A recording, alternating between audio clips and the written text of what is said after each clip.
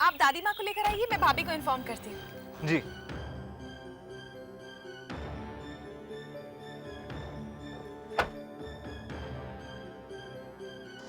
हाँ बोलिए, क्या मांगता है? भाई साहब थोड़ी मदद कर देंगे तो बड़ी मेहरबानी होगी। साहब हम बहुत परेशान हैं। क्या परेशानी है आप लोगों की, और इसमें मैं क्या मदद कर सकता हूँ आपकी? जी हम अपने एक नजदीकी रिश्तेदार को तलाश रहे हैं। तो बहुत दिनों से तलाश रहे हैं। फिर? लोग कहते हैं कि वो मर गई है। लेकिन हमें विश्वास नहीं है। तो इसमें मैं क्या कर सकता हूँ? साहब अगर उनकी मौत का रिपोर्ट या कोई भी सबूत हमें मिल जाए तो हम रो धो कर तसल्ली कर लेंगे, लेकिन जब तक हमें सच्चाई का पता नहीं चल जाता हम ऐसे ही परेशान रहेंगे। अब प्लीज हमारी मदद कीजिए। देखिए भाई साहब, हम बहुत दूर से आए हैं, पटियाला से। बस आप सिर्फ अपने हॉस्पिटल की फाइल हमें दिखा दीजिए। देखिए, हॉस्पिटल के रिकॉर्ड हम ऐसे किसी को भी नहीं दिखा सकते। साहब प्लीज। हमें ऐसी कोई परमिशन नहीं है, और अगर आपके पास कोई अथॉरिटी लेटर है तो हमें दिखाइए। हम इतने परेशान हैं, इतनी दूर से आए हैं, और ऊपर से आप। हम पर रहम कीजिए। हम अपने रिश्तेदार को मरने वालों की फाइल में ढूंढ रहे हैं और आप अथॉरिटी लेटर की बात कर रहे हैं। हे भगवान, ये क्या हो रहा है?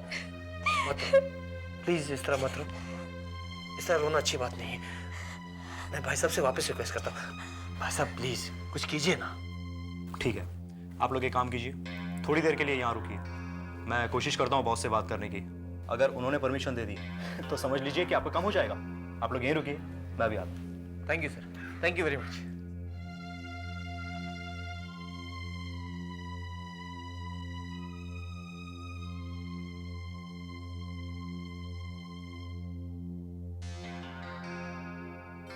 हो गया काम।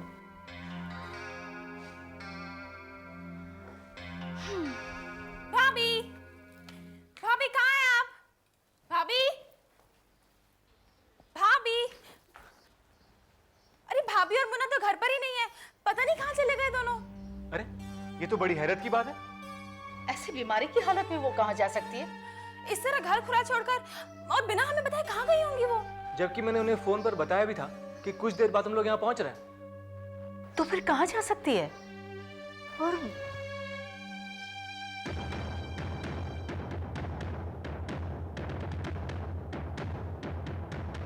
एक मिनट, लगता है पूजा जी हमारे लिए कोई मैसेज छोड़ कर गई।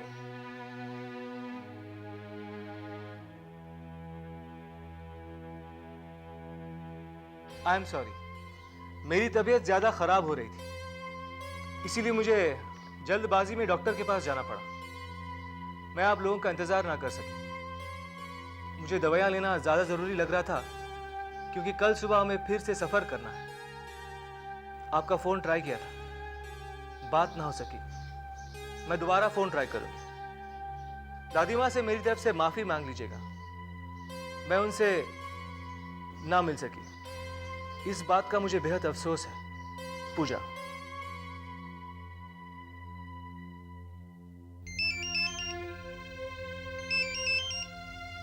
पूजा जी का फोन। हेलो पूजा जी। सिद्धांत, मुझे आपकी नोट मिल गई है। हम आपके घर पर ही आपका इंतजार कर रहे हैं। सिद्धांत, आई एम रियली सॉरी। आपकी दादी माँ खासकर मुझसे मिलने आई थी और मैं उन्हें मिल नहीं पाई। इट्स ओके, आप आराम से डॉक्टर से मिलके उनसे दवाइयाँ लेकर यहाँ आइए। हम आपका इंतजार घर पर ही कर रहे हैं। नहीं नहीं, आप ऐसा मत कीजिए। बात यह है कि डॉक्टर के पास बहुत भीड़ है, मुझे आने में बहुत देर हो जाएगी। आपके पास दादी माँ के साथ बिताने के लिए सिर्फ एक ही दिन है ना? कल तो हम निकल जाएंगे। आप दादी माँ को लेकर निकल जाइए वहाँ से। ठीक है, अगर आप डॉक्टर का एड्रेस दें तो मैं कंचन जी को आपके पास ही छोड़ दूं, या फिर उन्हें घर पर ही रहने दूं? आप उससे कहिए वही मेरा इंतजार करे। ठीक है, you take care, bye. Bye. दादी माँ, पूजा जी को डॉक्टर के पास ही काफी वक्त लग जाएगा। आज हम उनसे नहीं मिल पाएंगे। ये तो बहुत बुरा हुआ। मेरा बड़ा मन था कि पूजा से मिलकर जाती। कंचन, पूजा जी ने तुम्हें यहीं रुकने के लिए कहा है। कहीं हमारे जाने के बाद तुम अकेले बोर तो नहीं हो जाओगी? नहीं, अगर आप लोग रुकते तो अच्छा होता, लेकिन अगर आप लोगों को जाना है तो कोई बात नहीं। मेरी फिक्र मत कीजिए, मैं यहाँ बिल्कुल बोर नहीं होंगी। इस घर की हर चीज में मुझे अपने भैया की मौजूदगी महसूस होती है। जितना ज़्यादा वक्त यहाँ रहूँगी उतना ही अच्छा लगेगा। न जाने भाभी की कितनी अच्छी यादें जुड़ी हुई होंगी यहाँ से। दादी माँ, अब हम चलें? अच्छा बेटी, हम चलते हैं। अपना ख्याल रखना। बाय, सी यू बच्चे। चलो बेटा। कब से बिठा कर रखा है, कब आएगा ये?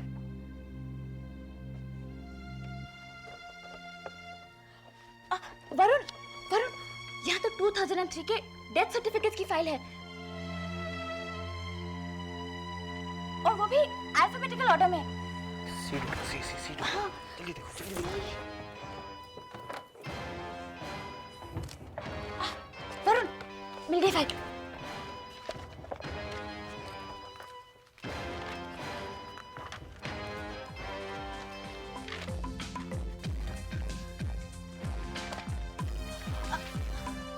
चांदनी परमजीत सिंह।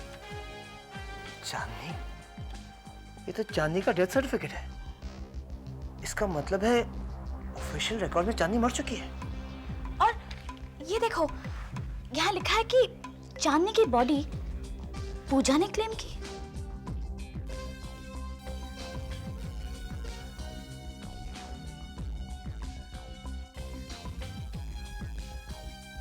चांदनी की बॉडी पूजा ने क्लेम की, लेकिन चांदनी तो जिंदा है।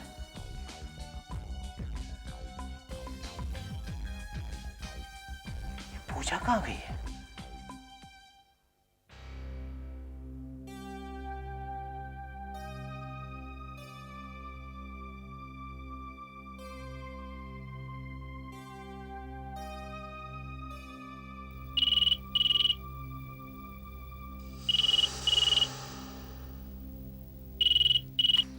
हेलो कंचन, मैं पूजा बोल रही हूँ। भाभी, आप कहाँ हैं? अच्छा, आपकी तबीयत कैसी है? अच्छा छोड़िए, डॉक्टर ने क्या कहा? मैं ठीक हूँ कंचन। ये बताओ, सिद्धांत और उनकी दादी अभी भी वही है कि निकल गए? भाभी, वो तो कब के चले गए। मैंने इसलिए फोन किया था कि मैं बस अब जल्दी पहुँच रही हूँ। भाभी, आप प्लीज जल्दी आइए, मैं आपका इंतजार कर रही हूँ। बाय कंचन।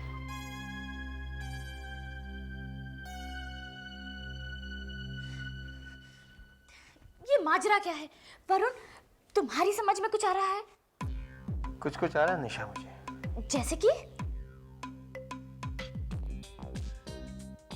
चांदनी पूजा के घर में और पूजा का बच्चा चांदनी के साथ, और इस रिपोर्ट के मुताबिक चांदनी मर चुकी है और उसकी बॉडी को पूजा ने क्लेम किया है।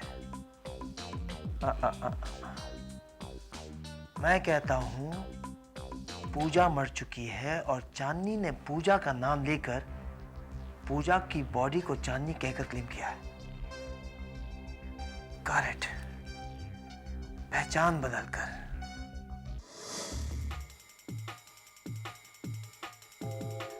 चलिए, अब काम हो गया सर। आई एम सॉरी, मैं आपकी मदद नहीं कर सकता। देखिए भाई साहब, प्लीज आप। देखिए, मैंने आपको पहले भी कहा था कि इस मामले में मैं आपकी मदद नहीं कर सकता, because the rules are rule. और वैसे भी हमारे साहब ने कहा है कि आपको यहाँ से दूसरी ऑफिस में जाना पड़ेगा और वहाँ के सबसे बड़े ऑफिसर का अथॉरिटी लेटर लाना पड़ेगा, तभी ही आपका काम हो पाएगा, वरना नहीं। ठीक है, हम लेटर लाने के बाद ही आएंगे। चलो वरुण।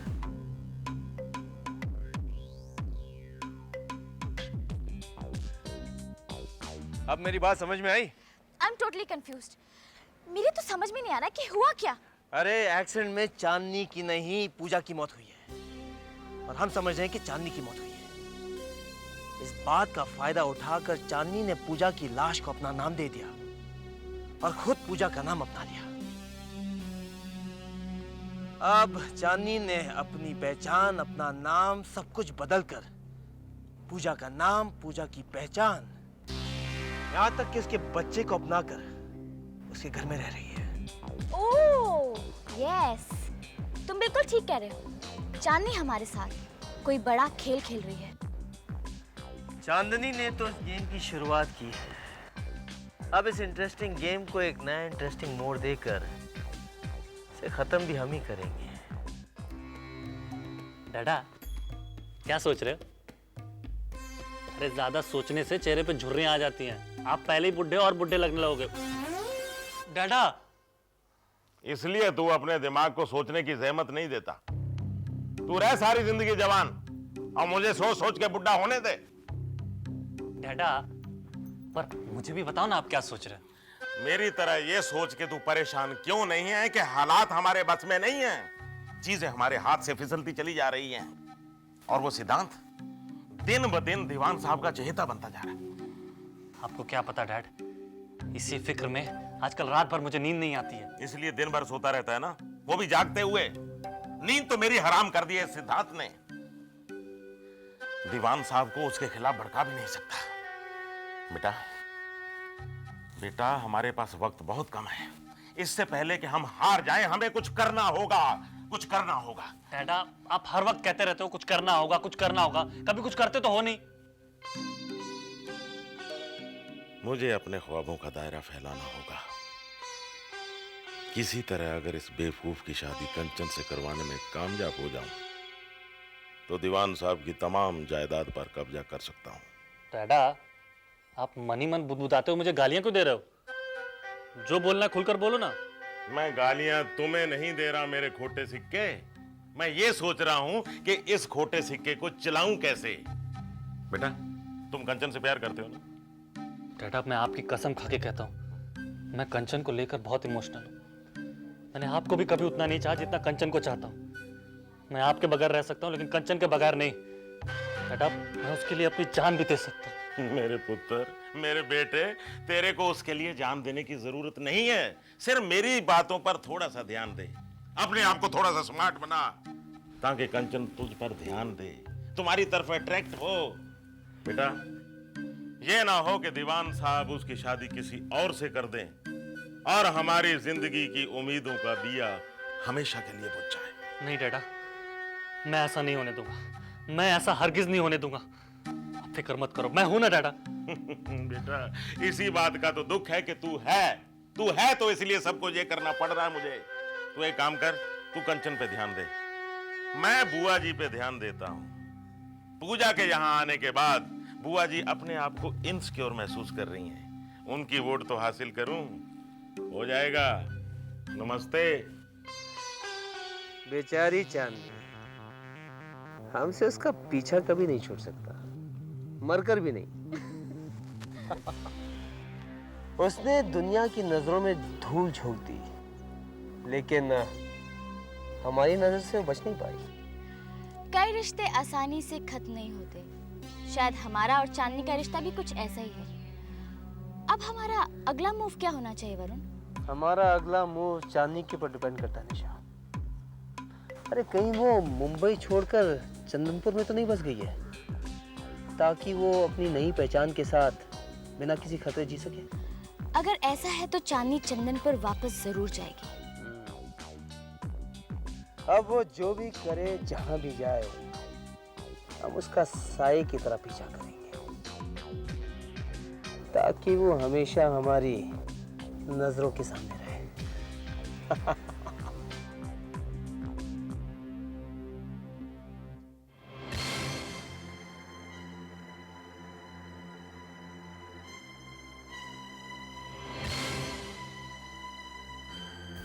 ये दोनों यहाँ क्या कर रहे हैं? निशा को मैंने चंदनपुर में भी देखा और आज ये यहाँ वरुण के साथ बैठी है। कहीं ये दोनों मेरा पीछा तो नहीं कर रहे? कहीं इन्हें हकीकत तो नहीं मालूम हो गई कि मैं जिंदा हूं?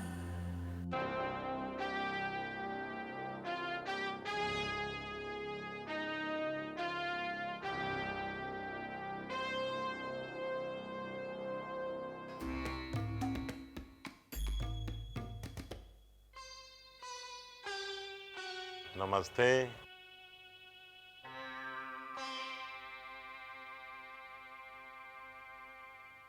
बहुत परेशान लग रही हैं आप।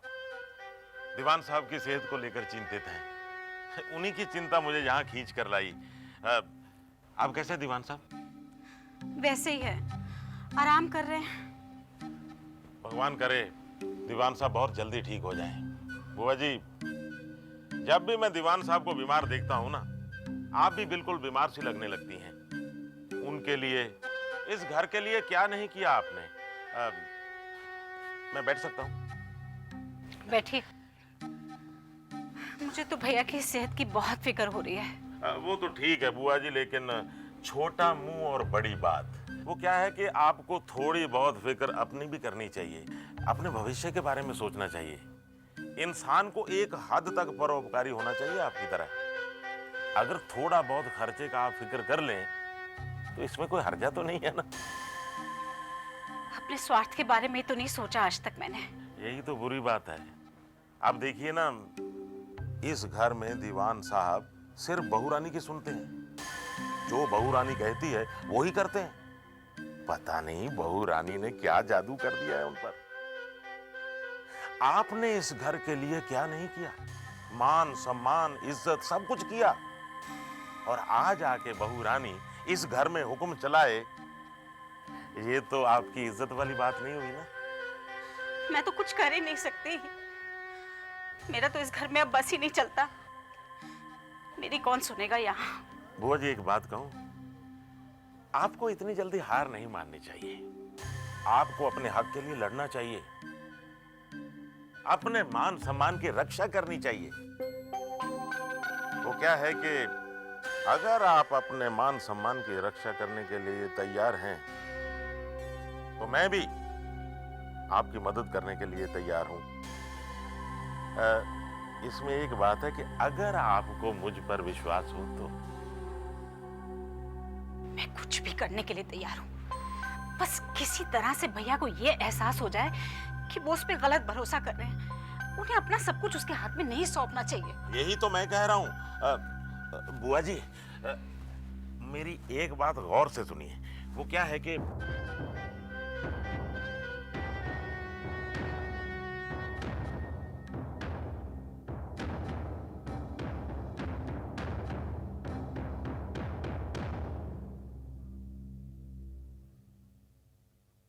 भाभी, भाभी आप भी कमाल करती हैं। आपकी तबीयत इतनी खराब हो गई और आप अकेले ही डॉक्टर के पास चली गई।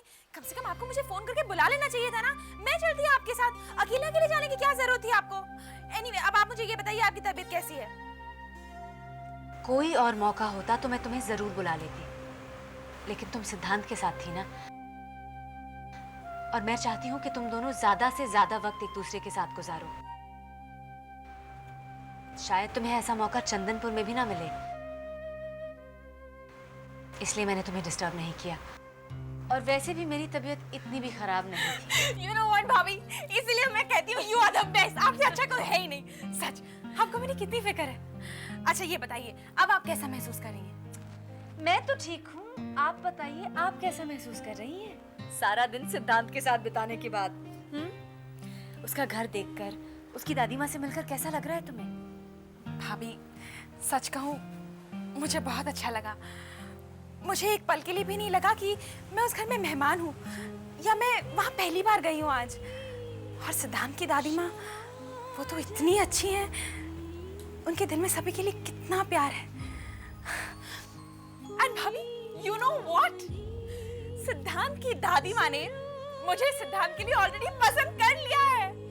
Really? It was such a funny situation. सिद्धांत लड़कियों की तरह शर्मा रहे थे और बार-बार मुझसे कह रहे थे I'm really sorry, I'm really sorry।